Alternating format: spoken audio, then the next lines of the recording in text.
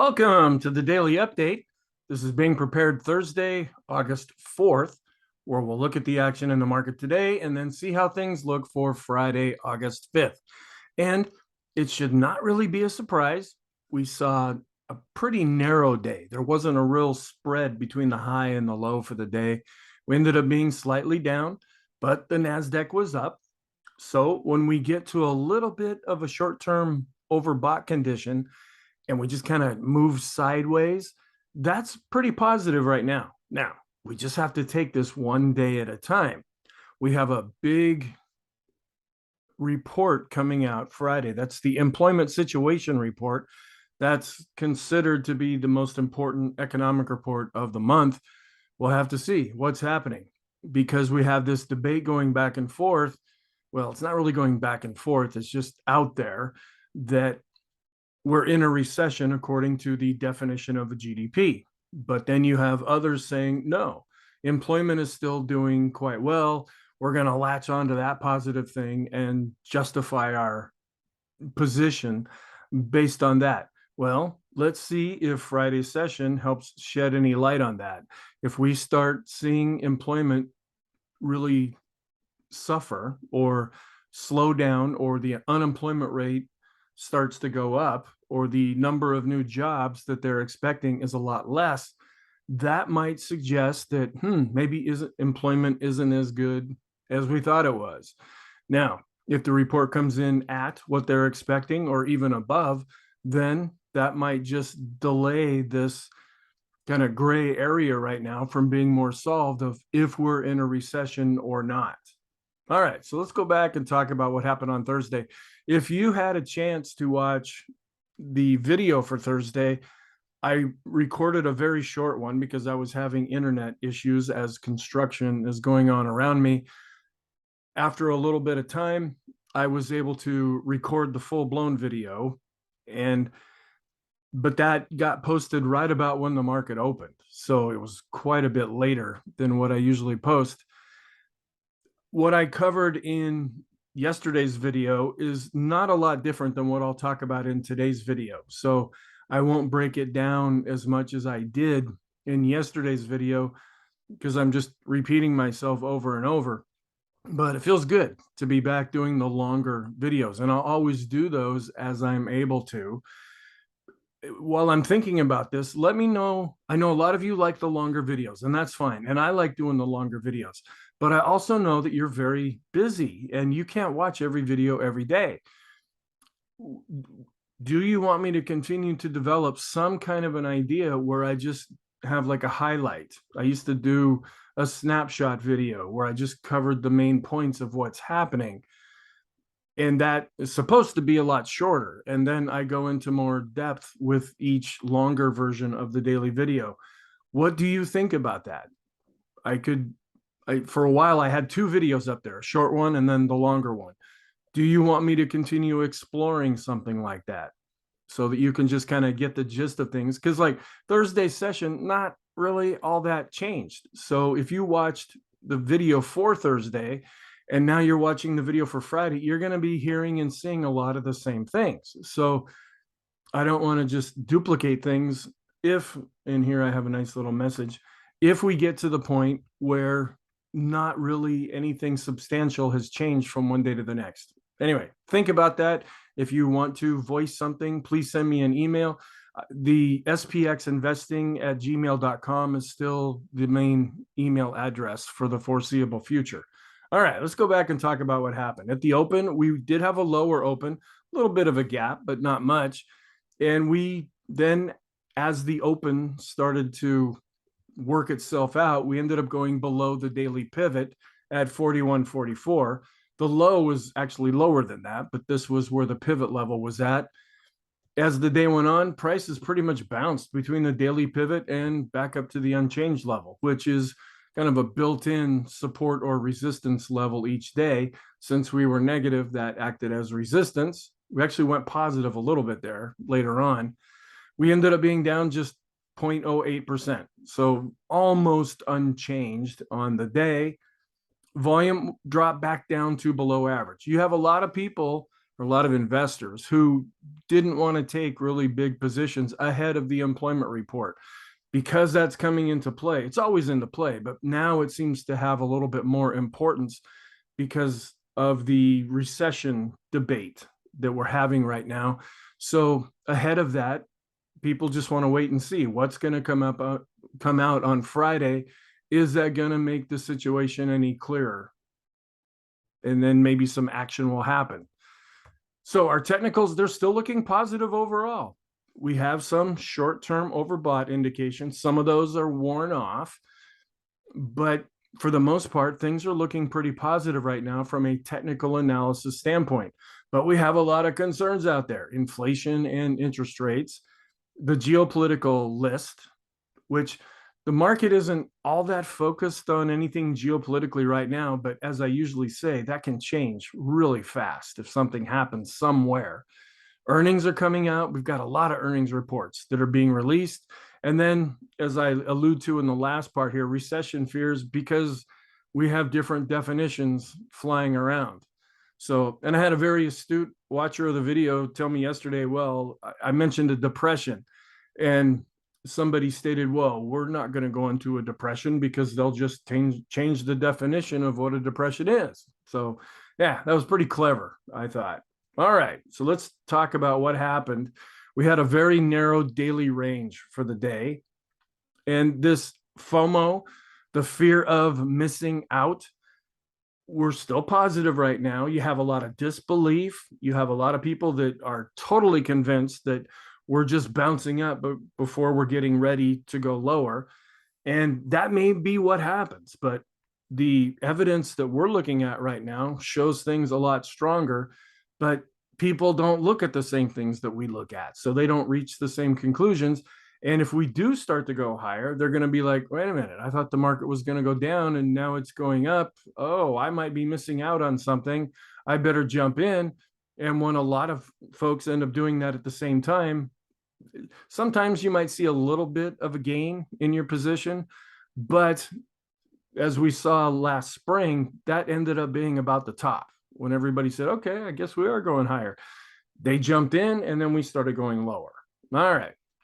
Don't you just love this game that the market plays? The sector rotation, it's still holding up. The NASDAQ was up on the day. The NASDAQ and the NASDAQ 100 did have positive days. So our scenario for the sector rotation is still holding up and actually showing some improvement. The 10-year to the 2-year and the 10-year to the 5-year, those yield curves remain inverted. And then something that happened internationally, Brazil, they raised their rates by 0.5% or 50 basis points. My goodness, look at this, at 13.75%. That's their key policy rate. Do you think they're having a little bit of inflation problem in Brazil? And then the Bank of England, they also raised their key rate by 0.5% or 50 basis points up to 1.75. And they're also forecasting that a recession is either here or it's coming, and it might last a while. So they're projecting out for the next number of months and even into 2023 that this recession, if they go ahead and keep the same definition, is going to last a while when it hits. Then fear continues to decrease. We actually bumped up a little bit with sentiment, and I'll show you that. Oil has dropped below 90. That can help folks because that ultimately feeds over into gas prices. And I don't have a chart of it, but gas has really been falling lately. And then the economic reports, we had jobless claims. They came in as expected. They expected 260,000, and that's what came in. We also had the trade deficit, which is not a real biggie. It used to be long time ago. The markets really waited for this report, but not so much now. It fell to a minus 79.6 billion, which they expected it to be at minus 81.7. So it was a little less than expected. And our trend it's a positive trend because the ADX is above 20 and the green line's on top. I'm still keeping the bias as positive. Now you could maybe say mixed because we had a down day, but it wasn't very much of a down day in the NASDAQ, which is the real growth area. And what we're using to key off our sector rotation charts, they were up and our charts are showing improvement. So that's why I kept the bias at positive. and our momentum still continues to be positive. All right, let's go back and look at sentiment. It actually ticked up. Let's see, and apparently I don't there. My arrow key on here just seems to like have a mind of its own these days, but we're getting up into the neutral area at 47. We ticked up slightly, and then we're just under 50. So we're kind of getting back into the more neutral area of things right now. Here's some Isabel net charts. This just shows the headline earnings. That's the number, employment's 3.6% for unemployment. That's the headline number that they come out with. It's been driven primarily by energy, all right, because energy's been doing quite well. Not necessarily lately, but for most of 2022. So when you take that out, I always love it when they take these things out.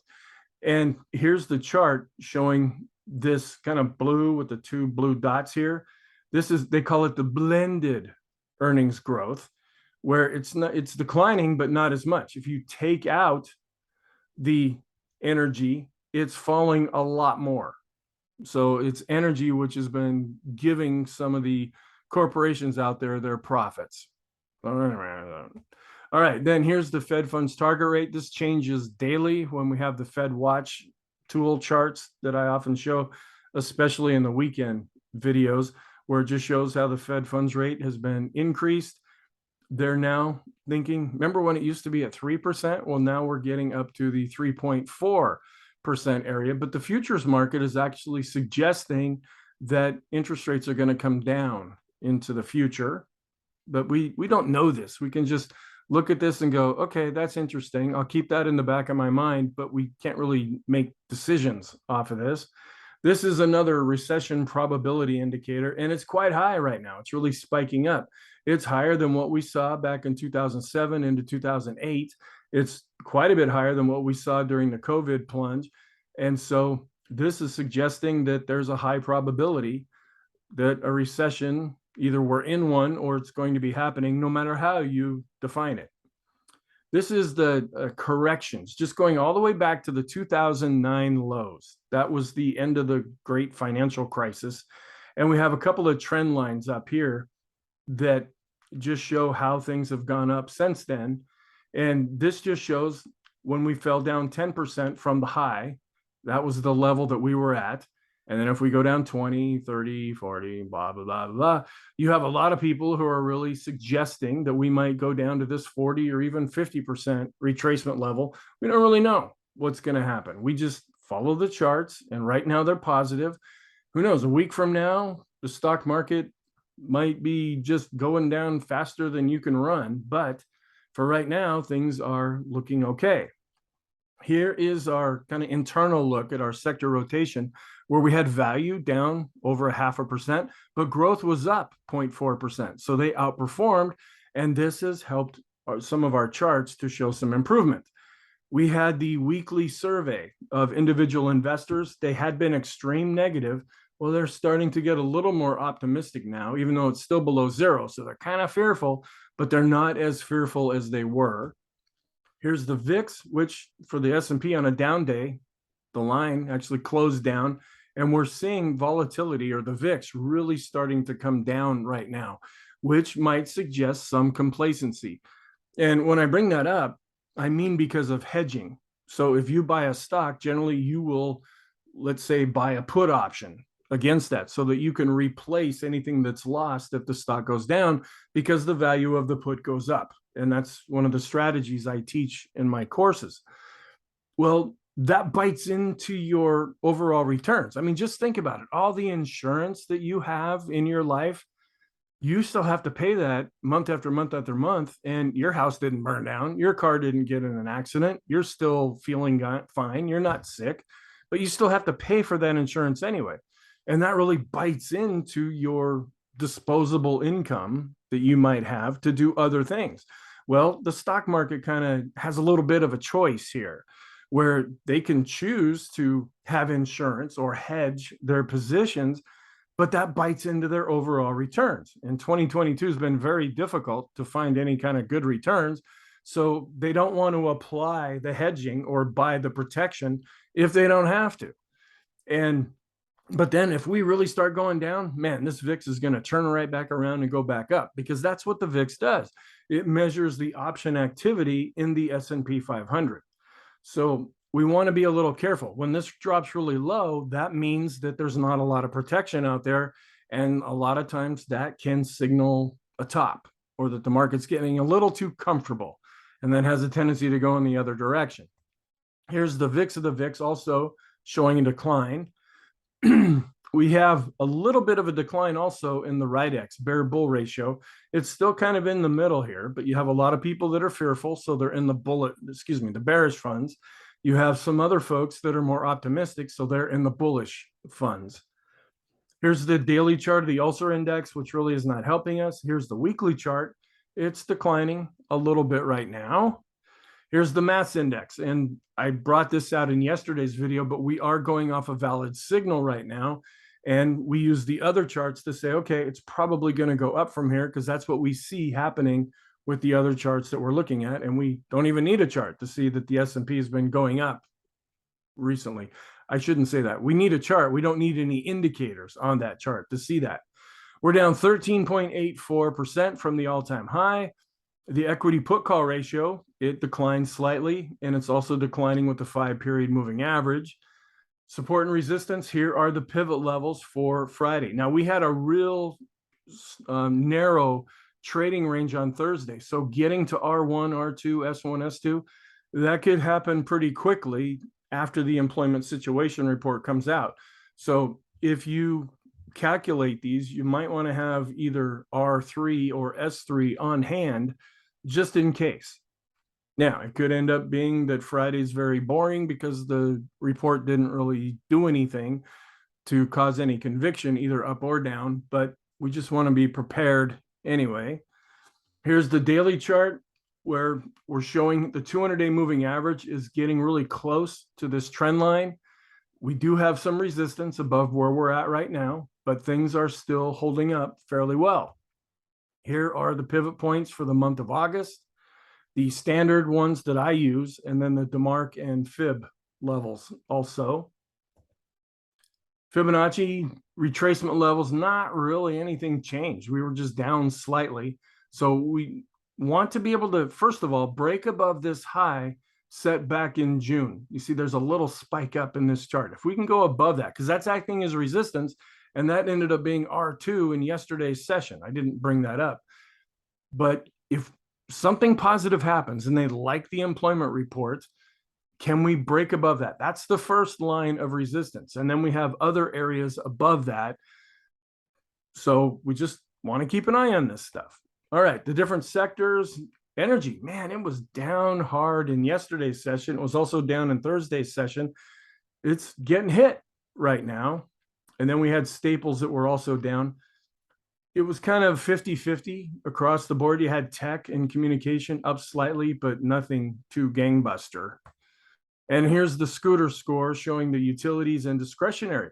Now, isn't this interesting? For almost all of 2022, the energy sector has been in first place as far as from a technical analysis standpoint.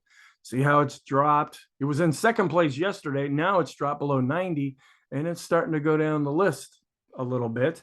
But we still have communication taking up the rear. It's actually below 10 at 8.2. Here, just looking back from the all-time high set in January, energy is still holding up, even though it's given up a lot of its gains. Utilities are hanging in there, but all the other sectors are negative, with communication now in last place. Here are the indexes showing how the NASDAQ and the NASDAQ 100 have been down the most, but they're kind of roaring back a little bit better, at least right now. That could change, but this is what it's looking like right now. Not a lot of technical alerts, none for the S&P, but the NASDAQ got above 12.7. We had the energy sector, it went below 70 because it's seeing some weakness right now. Oil dropped below 90. Wow, isn't that interesting? Gold was able to get above 1,800. We haven't been there in a while, and I'll have a chart to show you that, at least in the ETF. Here's the daily session. We had the lower open, and we just kind of bounced around between the unchanged level and the daily pivot. We dropped below it a couple of times, but never really decided much of anything. We tried to go a little bit positive during the last hour, but then we trailed off going into the close. So not a real exciting day. Our trend is still positive. The ADX is above 20 and the green line is on top.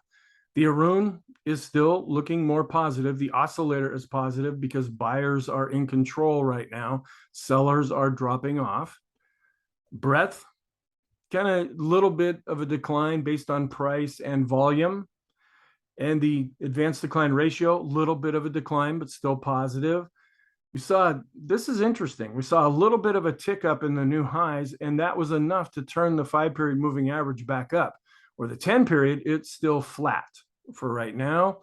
Accumulation distribution still holding up and looking positive with an advancing or rising moving average. Short term, we had one change in the decision point scorecard. Their intermediate term switched over to positive with their trend model.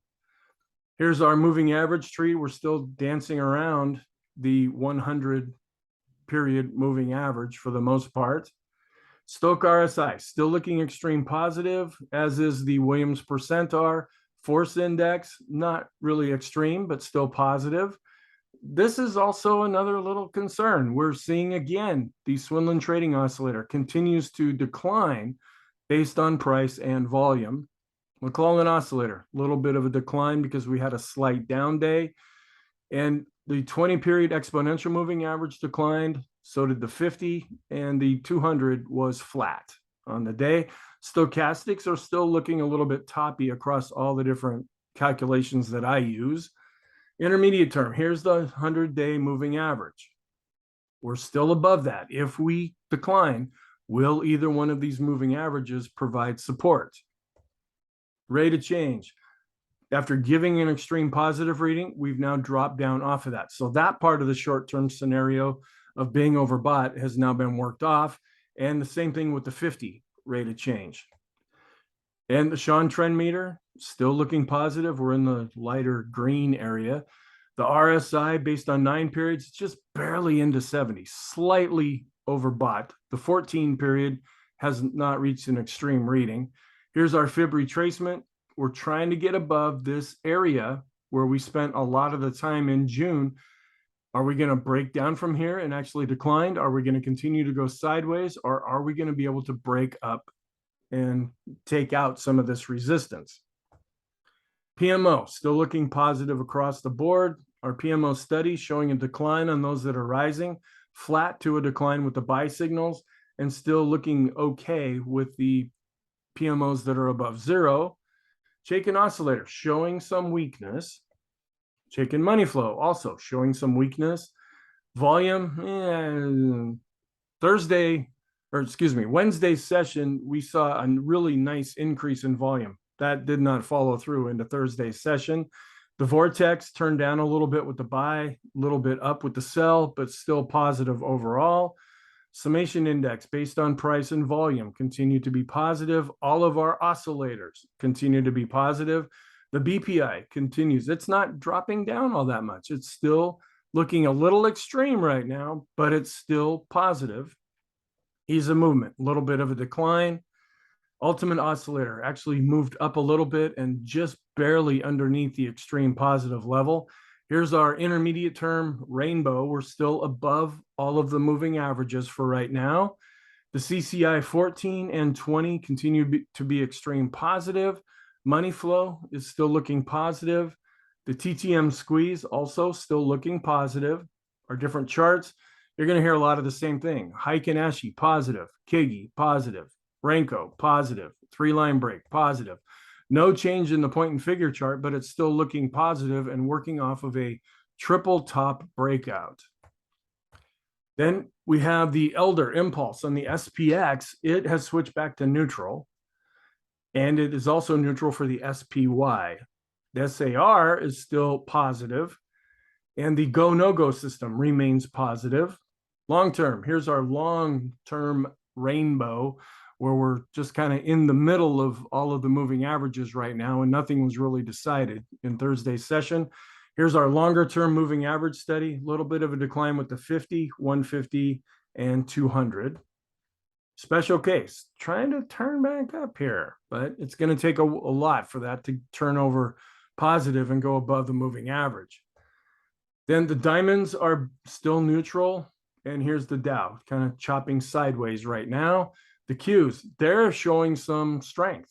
They're still positive, and that's where we're seeing a lot of the advance in our studies coming from right now. Here's the NASDAQ 100. We still have R1 above where we're at. That's at about 13.5 right now. It's a couple hundred points from where we are in the NASDAQ 100. The VIXN continues to fall. Right now, the NASDAQ itself also has R1 above where we're at, also less than 200 points from where we're at. Right now, the mid caps are chopping sideways. The Wilshire still holding up, but had more of a slow day itself. The dollar was down 0.75%. You'd think that might have given some support to stocks, but it really didn't, even though the dollar is still in an overall uptrend.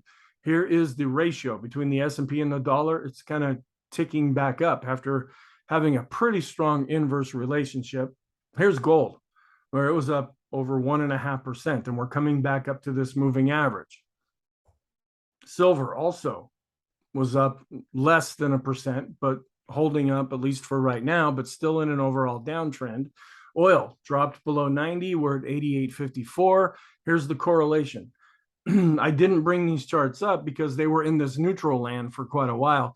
Now we're starting to drop down, where we're seeing oil going in one direction and the S&P going in another. At least that's what it's looking like right now, but that can change quickly. The bond ETF was up 0.25%, and maybe we're building up some kind of a base that we're coming up out of with bond prices. Here's the Pring World bonds. They were up again. So that's showing a bit of improvement. We have still the 10 to the 5 yield curve is inverted, as is the 10 to the 2. And we're keeping an eye on this. It was up a little bit between the 10 and the 3 month.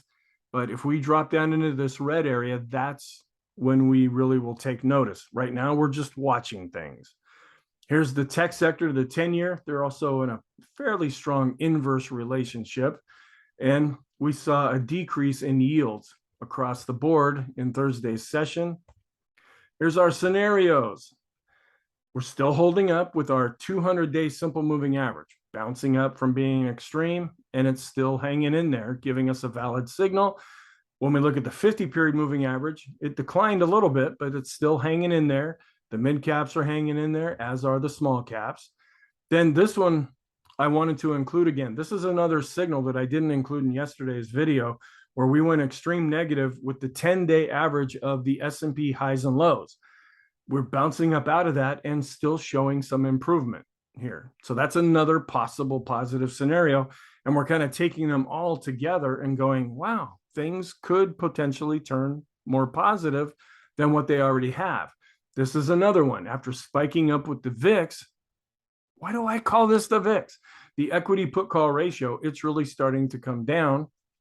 And here's the small cap index. They were down 0.81%, going sideways. Here's the small cap ratio. It really dropped. So that's not giving much support for right now. The red chart, just kind of hanging out where it is. But when it spiked up, and then right after that, we saw the S&P going up, that did give some support. The S&P to the 10-year yield, also a fairly strong inverse relationship. The Copic curve is still looking valid.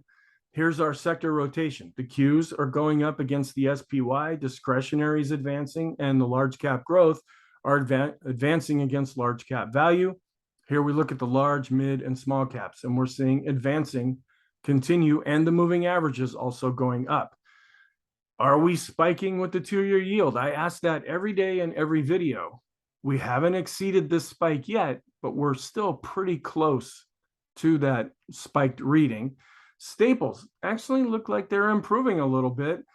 They're above the moving averages, even though we were down 0.2%, but we've had a recent death cross here. So when we compare this, and to me, this is the signal that I'm kind of watching the most right now, where we spiked up with the Staples to S&P 500 ratio, and we've been dropping, and that often marks a significant low in the S&P, and that still is holding up. All right, so what's our outlook? The technicals, they're positive, but they're working off some of this short-term overbought situation. Now, it doesn't mean that we're going to go down or even sideways. If the markets like the employment report, then we could shoot up and just become even more overbought. We just say we're in that territory. It doesn't mean we're expecting a real change. Sometimes it means a change. Sometimes that change is delayed. Sentiment is still improving. We're more neutral now. We have the employment situation report coming out, and then consumer credit. That'll come out later in the day. All the different geopolitical events that I've been harping on for pretty much all of 2022. Any one of these could come to the forefront at any time and become the fixation of the markets. Right now, it's inflation and interest rates and the growth concerns. Those are the things that the market is really worried about the most. Our scenarios. We're not in a down scenario right now, but we could get into one if any of these things come to the forefront. The technicals are positive and they're working off this short-term overbought. So if we do see a bit of a decline without it getting too out of hand, that won't necessarily change this scenario to being viable. We are in an up scenario because there's a real disbelief and there's this fear of missing out. Our scenarios, our rotation, our setups, those are still hanging in there and looking pretty positive. The technicals are showing a lot of improvement. We're still hanging out with the moving averages, so that's looking a lot better. We're not sideways because the ADX is above 20 and it is positive. So our conclusion then is the S&P is positive and it's holding up so far. Short term, it's slightly overbought. Intermediate term, it's positive. We have a few little charts that might be a little overbought, but I'm just sticking with positive for right now, but we're still below the 200-day simple moving average. So long term, we remain negative. So thank you. I hope you have a wonderful Friday. I will look at preparing the video over the weekend and also the weekly video and the intermarket analysis video. So have a great day and I'll talk to you in the next video.